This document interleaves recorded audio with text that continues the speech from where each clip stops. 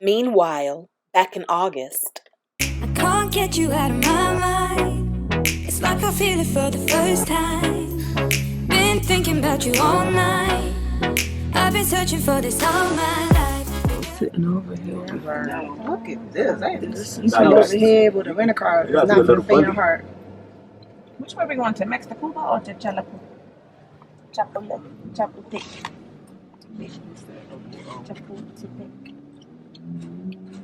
This Mexican traffic. I mean, there's no arrow. Joke. It's not for the weak. Get your life. Hey y'all. This is right beside us. Under the tunnel?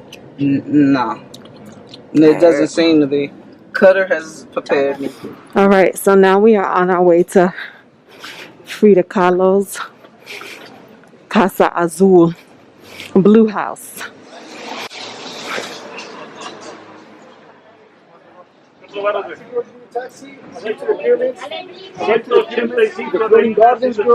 thank you. So here is right here, this pretty blue paint.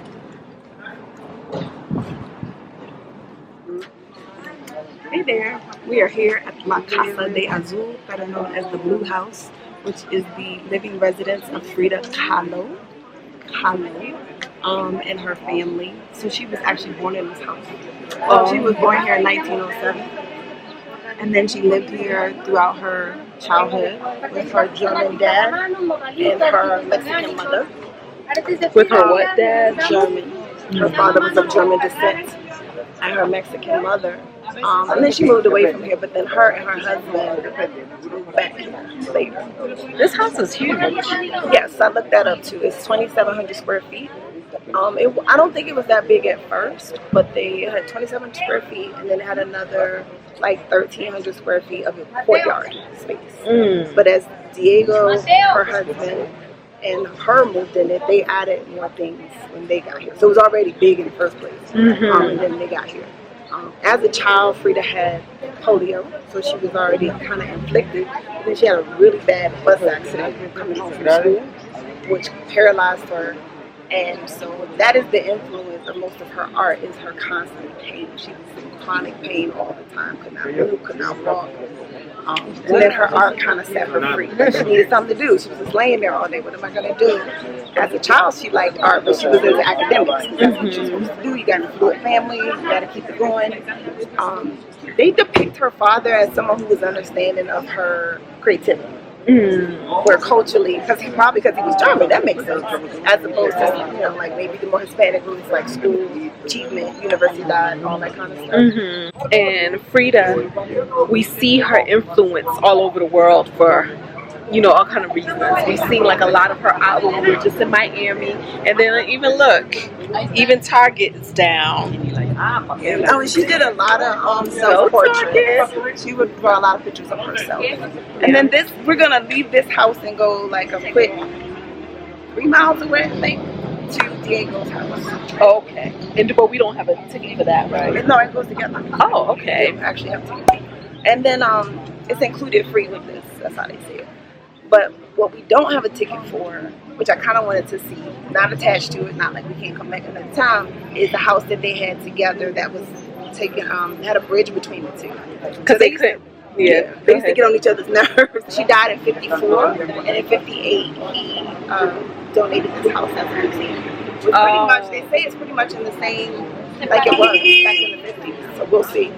Yeah, and so they couldn't really get along, so they lived next door to one another. Yeah. It's like how many people say that's the perfect marriage, where we're close enough, but we don't have to live together. Yeah, you walk over a little bridge, you got 2 houses, you stay over your house, I'll meet you in the middle, they talk for dinner, whatever.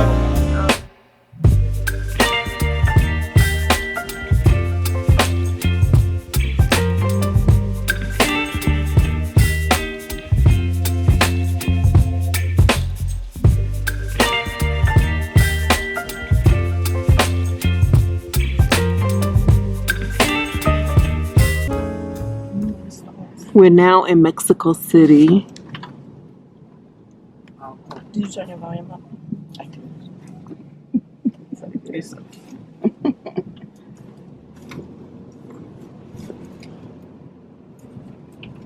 What's that building? That big tall building?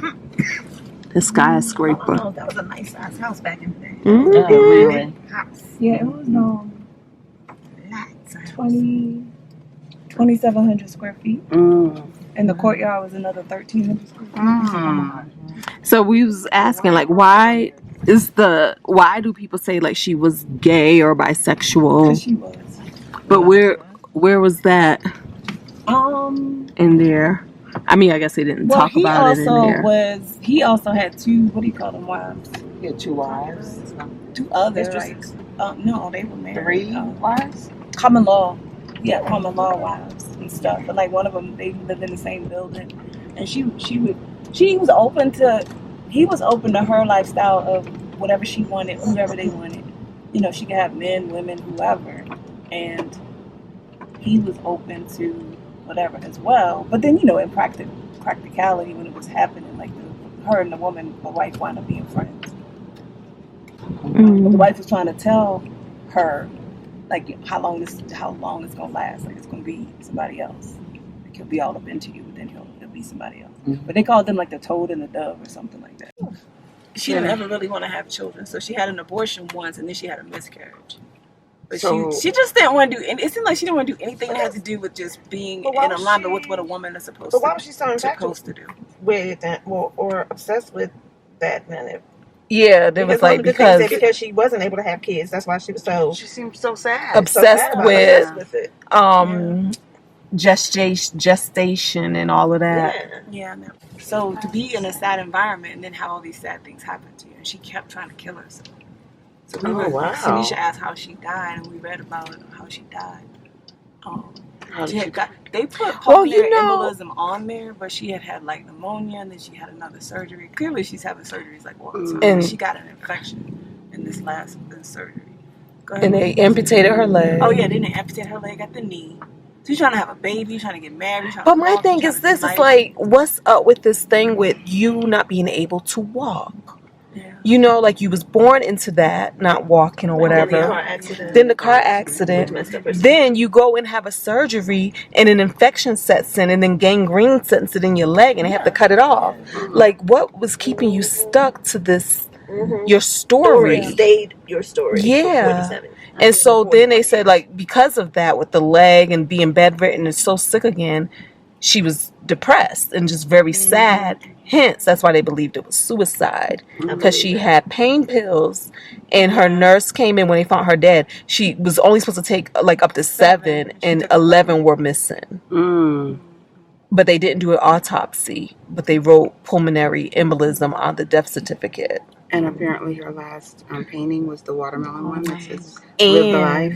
They said she gave Diego an anniversary gift, but it was a whole month before the anniversary, the day before she died. Yeah, a lot of the last thing we just read about her death, Tanisha. No, we read that in her was expecting Wikipedia. That, she was ready for it, and like it's coming. And she said up until that point, the only thing that was keeping her alive was Diego.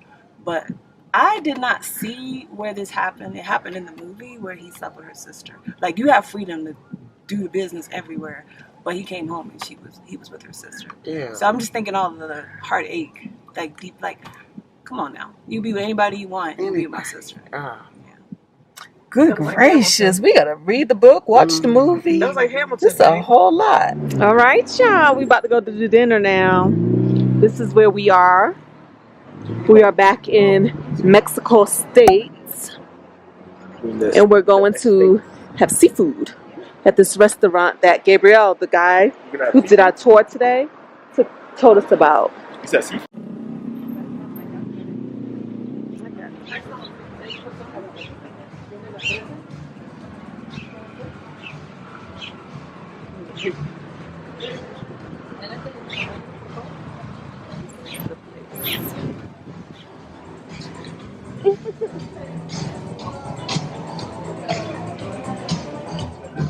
I know.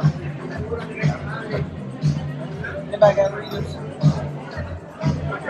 Wow, we get to do oysters in Mexico. Y'all, look at these oysters. I love them already. I want to marry them. And what's this?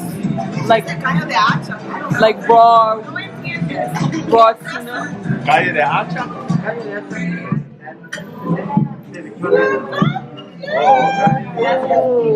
That's the ceviche. That's so big. Also, we don't have to order the ceviche. Oh, this one the platter? Wow. They bringing us shots on the house, y'all. Yeah. Gracias. Wow. Y'all can't tell us. Mexico is treating us right. What did he say? Hospitality. Yeah. You do the drink first, and then you chase it with that.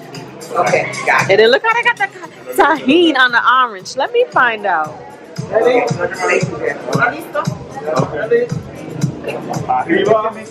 abajo, el centro. Oh, right here. Gracias, Jay. Be careful. Be careful. Wow, that's our ceviche. Ooh. Let me. Oh, look. Napkins? I make them right there. Oh, yeah.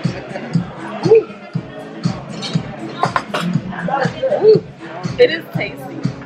But, Lord. That's a nice sipping. That was a tequila. I'm not supposed to mezcal. I'm not supposed to mezcal too. That was sweet. Well, I did. It was good. We learned about that, right? You're supposed to put it in your mouth and let it do what it do. Oh, yeah?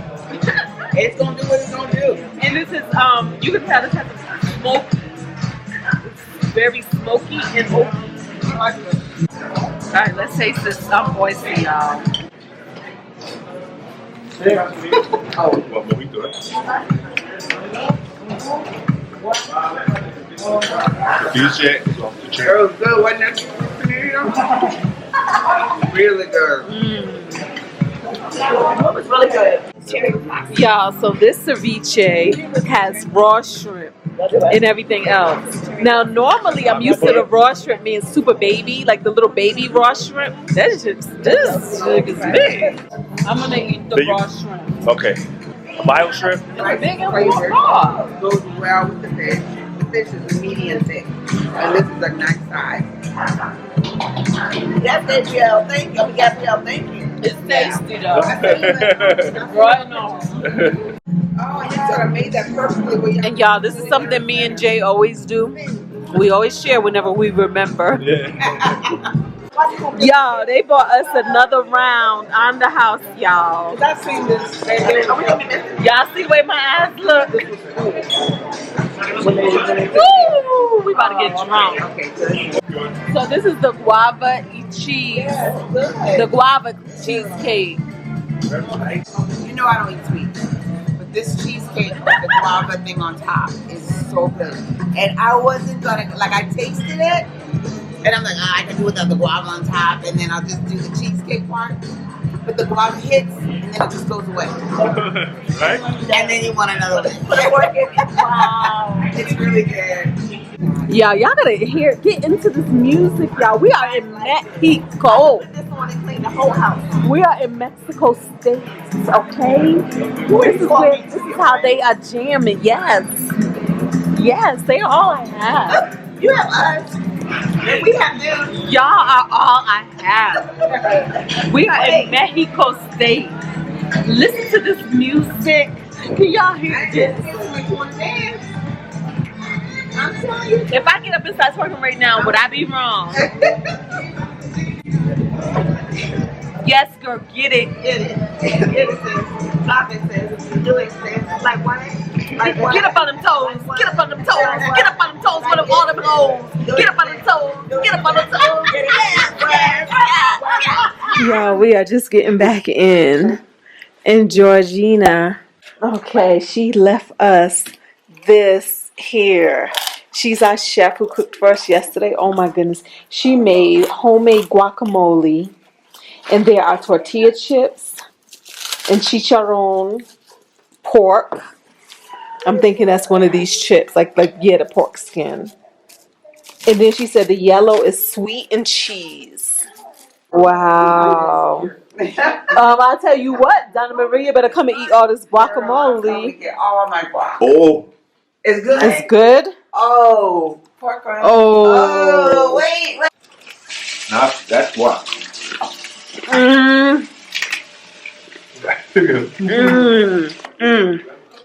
She did that. All right, let's see what she did. I can't get you out of my mind. It's like I feel it for the first time. Been thinking about you all night. I've been searching for this all my life. You're just my type. I've been